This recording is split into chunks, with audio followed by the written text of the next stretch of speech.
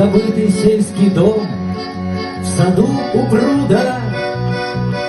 Вчера вернулся мой дружок, пришел оттуда, где довелось ему взглянуть в лицо эпохи, и чудом не остаться там, в чертополохе.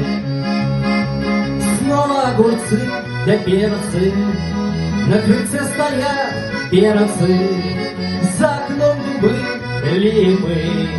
Проходи, садись, выпей, сало на столе с луком, поскоревший взгляд в угол, и далекие дали отражались в медали. Он говорил, как их смело одним ударом, как шли в огонь штурмовики под Соледаром. И ветер смерти ликовал, справляя тризну, гудел обеим сторонам: служи, где призван.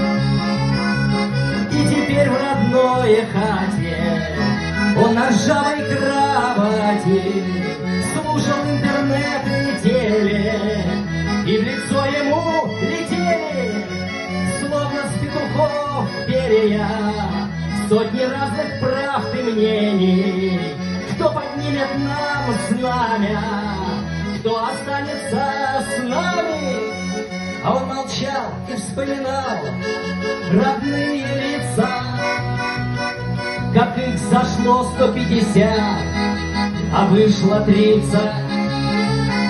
С одною правдой, коль страна твоя на крае, уже ни правды, ни страны не выбираю.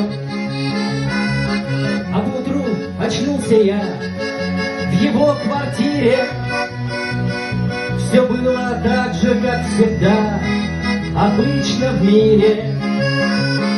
Болтали в телеке опять с лукавым смехом, и, как всегда, остались здесь, а он уехал